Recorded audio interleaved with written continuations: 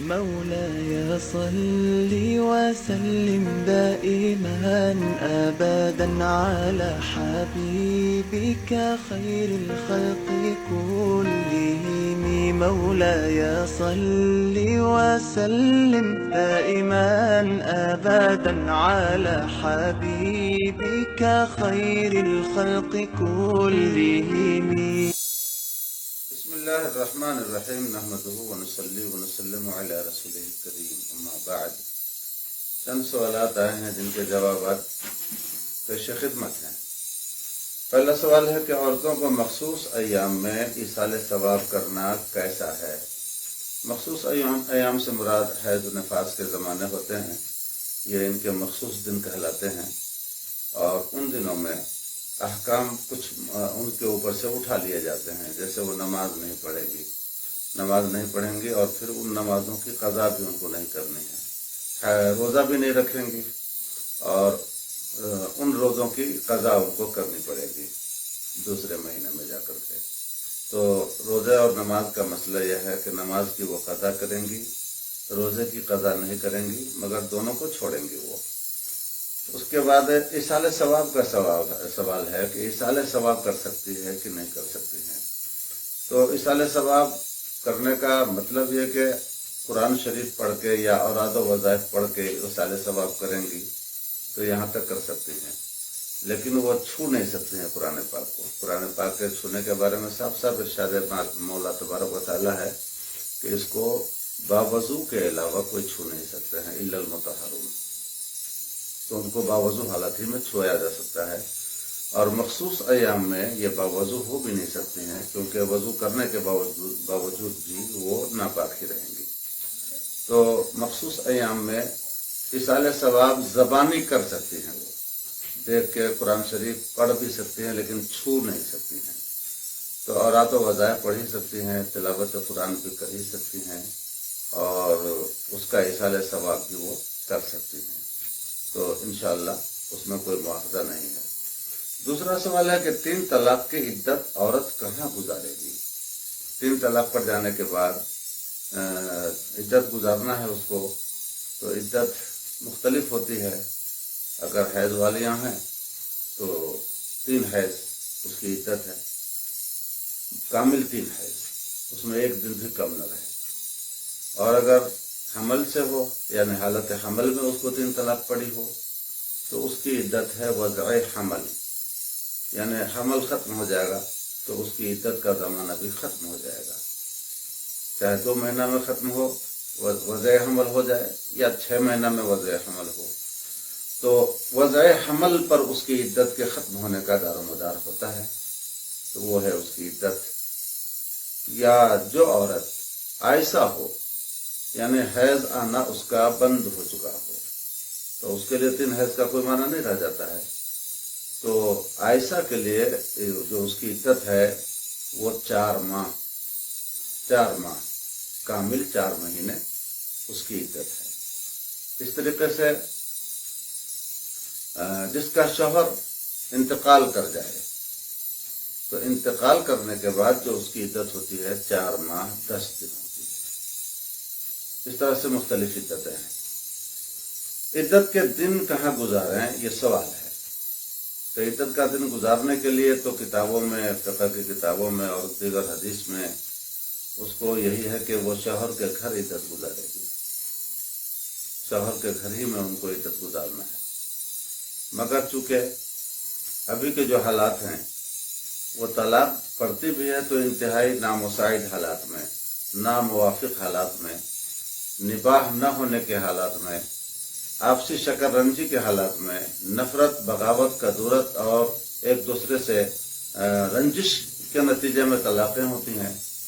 تو اب ایسے حالات میں اس گھر میں اس کا گزارا مشکل ہو جائے گا.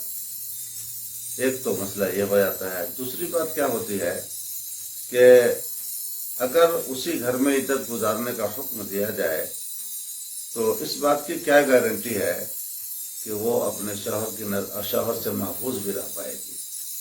ہو سکتا ہے کہ اس دوران پھر ناجائز تعلقات اس کے ہو جائیں. تو اس لیے اب اس کے گھر میں عدت گزارنے کی قید نہیں رہے گی. बल्कि दूसरी जगह वो इज्जत गुजारेगी जहां वो महफूज भी रह सके। ये हालत जमाना के एतबार से है, वरना असल मसला तो यह है कि शौहर के घर पे, असल मसला तो वही है। लेकिन हालात जमाना के एतबार से और अभी के जो हालात के तकाजे हैं उनके पेश नज़र उस शौहर के घर से बाहर इज्जत गुजारेगी, अपने मैके में गुजार ले या और किसी रिश्तेदार के यहाँ गुजार ले। तीसरा सवाल है कि चेहरे पे पेंट कलर करना कैसा है।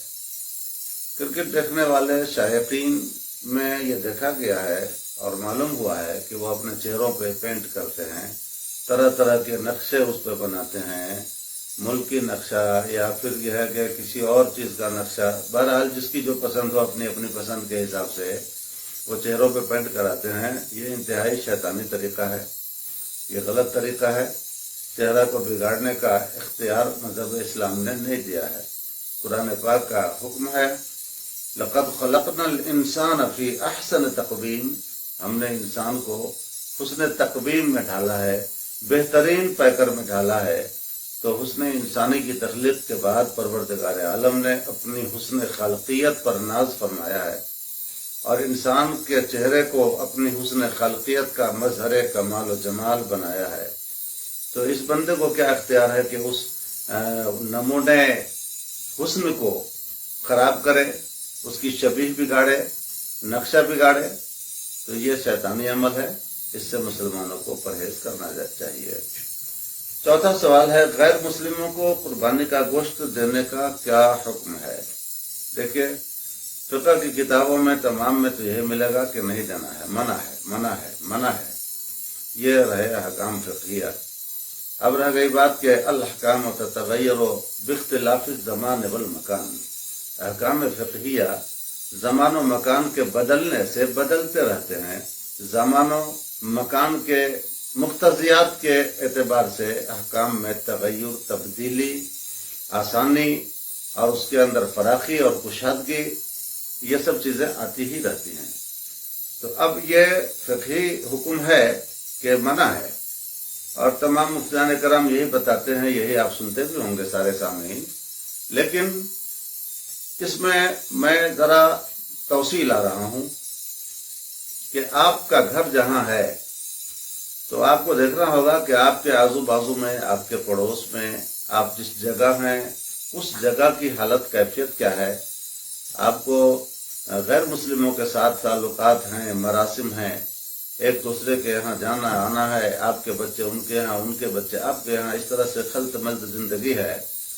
ऐसे हालात में और आपके साथ उनके बनाव भी हैं और उस बनाव रखने में यह हिकमत पोशीदा होती है कि अगर बनाव नहीं रखेंगे तो हमें अजियत पहुंचाएगा, हमें तकलीफ पहुंचाएगा, नुकसान पहुंचाएगा, ज़रर रसानी का अंदेशा है या और किसी भी तरह से तकलीफ रसानी का अंदेशा है। सियासी तौर पर या समाजी तौर पर, मजहबी तौर पर आप पर दबाव बनाया जा सकता है, आपके लिए मुसीबत परेशानी खड़ी हो सकती है।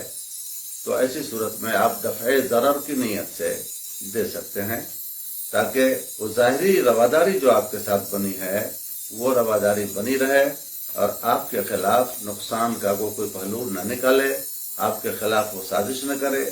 खुसूसन जब आपका वो हमसाया हो, आपका पड़ोसी हो, तो ऐसे हालात में और ज्यादा मुनासिब बन जाता है कि अपने ताल्लुकात आप उनके साथ दिल में कराहत का एहसास करते हुए आप उनके साथ अपने ताल्लुकात को उस्तवार रखें।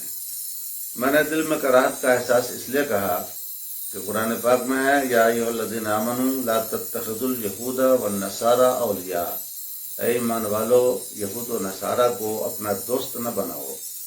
तो दोस्ती बनाने को कहते हैं मवालात, दोस्ती कायम करने को, दोस्ती के राह रस्म को बरकरार रखने को मवालात कहा जाता है, जो कि हराम है। कुरान पाक की नस्स सरीह से ये मना है। आदाए दीन से आपके मवालात कैसे, ये एक बात है। लेकिन दूसरी बात क्या है कि आप अगर उसके साथ ज़ाहिरी तौर पर भी मवालात का सिलसिला नहीं रखते हैं, मवालात बनाकर नहीं रखते हैं, ज़ाहिरी तौर पर उसके साथ अच्छी रवादारी नहीं रखते हैं, तो उससे आपको ज़रर का अंदेशा है, नुकसान का अंदेशा है।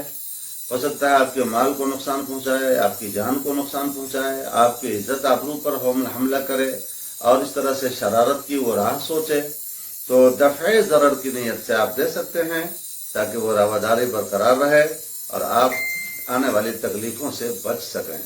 لا ضرر ولا ضرار فی الاسلام، اسلام میں نہ تکلیف میں پڑنا ہے نہ کسی کو تکلیف میں ڈالنا ہے۔ مولاي صل وسلم دائما أبدا على حبيبك خير الخلق كلهم مولاي